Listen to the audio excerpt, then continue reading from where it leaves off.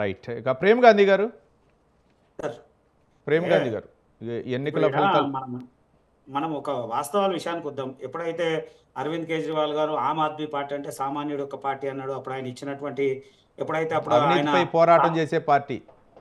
అవినీతిపై పోరాటం చేసి అన్నాడు, సామాన్యులకు టికెట్లు ఇచ్చిండు, మధ్య తరగతి పేదవాడికి అది ఇది అని అన్ని అన్ని అంశాలు మాట్లాడు.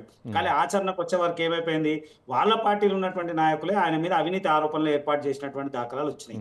బయట వాళ్ళు కాదు కదా, ఆయన పార్టీలో ఆయన మీద అవినీతి ఆరోపణలు చేసి అవినీతి ఆరోపణల మీద జైలుకు వేసినటువంటి దాఖలాలు ఆయన కనబడతా ఉన్నాయి. ఇవంతా కూడా ప్రజలు చూస్తా ఉన్నారు కదా.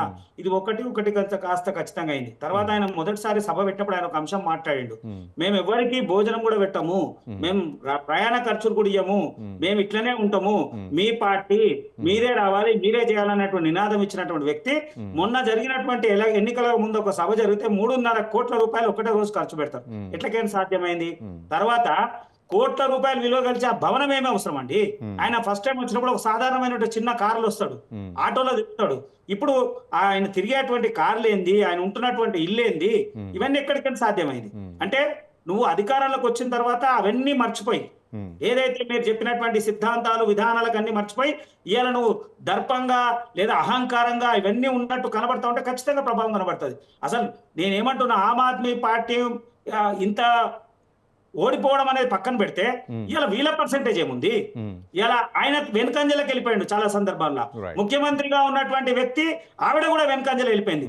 అరవింద్ సిసోడి కూడా కొన్ని సందర్భాల్లో వెనుకంజ వెళ్ళిపోయారు. అంటే ఇలా మీ నియోజకవర్గాల్లో ప్రాబల్యం ఏందో మనకు తెలుస్తా ఉంది. ప్రజలు అన్ని గమనిస్తా ఉన్నారు. అనేక సందర్భాల్లో, ఇలా ఒక్కసారి కాదు అనేక సందర్భాల్లో మార్పుని కోరుకుంటారు. ఆ మార్పుని ఏ స్థాయిలో ఉంటది, మీరు ఎట్లుంటది, ఆమ్ ఆద్మీ అన్నారు కానీ ఆమ్ ఆద్మీ లేదు, హమ్ అన్నట్టు వెళ్ళిపోయారు. పూర్తి అహంకారణ ధోరణితో ఉన్నప్పుడు ప్రజల్లో తిరుగుబాటు సాధ్యమవుతుంది. ఆ తిరుగుబాటే సాధ్యమైంది. అనేక విషయాలు, ఒక విషయంలో కాదు అనేక విషయాల్లో వాళ్ళు మాట్లాడినటువంటి మాటలకు ఇచ్చేయడం. తర్వాత ముస్లింలకు పదే భారతీయ జనతా పార్టీ వ్యతిరేకమని, భారతీయ జనతా పార్టీ ముస్లింలకు పూర్తి వ్యతిరేకం అనేటువంటి వాదన తీసుకుపోయినప్పుడు ఇలా ముస్లింలే భారతీయ జనతా పార్టీకి అండగా ఉన్నారని మరొకసారి నిరూపించినట్టు దాఖలాలు ఉన్నాయి. ఇలా అనేక సందర్భాలు, ఒక విషయమే కాదు ప్రతి ఒక్క సందర్భంలో భారతీయ జనతా పార్టీ ధీటైనటువంటి సమాధానం ఇచ్చుకుంటూ వచ్చింది.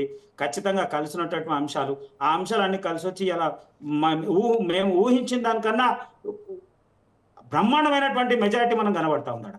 ఇలా మనం ప్రతి అంశంలో, ఒకటే అంశం కాదు, మీరు ఒక్కొక్కటి విడతల వారుగా చూసుకుంటూ పోతే ఫస్ట్ సారి అధికారంలో వచ్చినప్పుడు ఆయన విధానం ఏముంది, రెండోసారి అధికారంలో వచ్చిన ఆయన విధానం ఏముంది, ఇప్పుడు ఆయన మాట్లాడుతున్న విధానం, ఇవన్నీ కూడా ప్రజలు అబ్జర్వ్ చేస్తున్నారు. కాబట్టి ప్రజలు సరైనటువంటి తీర్పు ఇచ్చి దాంట్లో ఏమాత్రం సందేహం లేదు.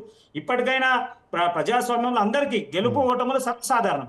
కానీ గెలిచినప్పుడు ఉన్నటువంటి విధానము మళ్ళా మీరు ఓడిపోయేటువంటి పరిస్థితికి వచ్చినప్పుడు క్లియర్గా అర్థమవుతా ఉంది. ఇలా మేము ఒకటే చెప్తా ఉన్నాము, ప్రజాస్వామ్యంలో గెలుపు ఓటర్లు సర్వసాధారణం. కానీ భారతీయ జనతా పార్టీ మొదటి నుంచి కూడా డబుల్ ఇంజన్ సర్కార్ అన్నది దానికి కట్టుబడి ఉంది. తర్వాత కొంతమంది మా దిలీప్ గారు మాట్లాడుతూ అక్కడ ఫ్రీబీస్ కి దేశవ్యాప్తంగా ఉండేటువంటి ఫ్రీబీస్ కి డిఫరెంట్ ఉంది.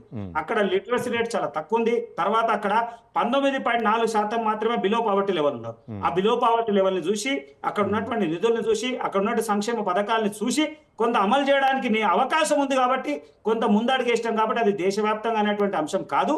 ప్రాంతాల వారికి ఉండేటువంటి సమస్యలు వేరు, ప్రాంతాల వారికి ఉండేటువంటి బిలో పావర్టీ లెవెల్ వేరు. దాన్ని ఉద్దేశం పెట్టుకుని ఢిల్లీలో కొంత ఇచ్చేసేటువంటి పరిస్థితి తప్ప వేరే ఆలోచన ఏం లేదు.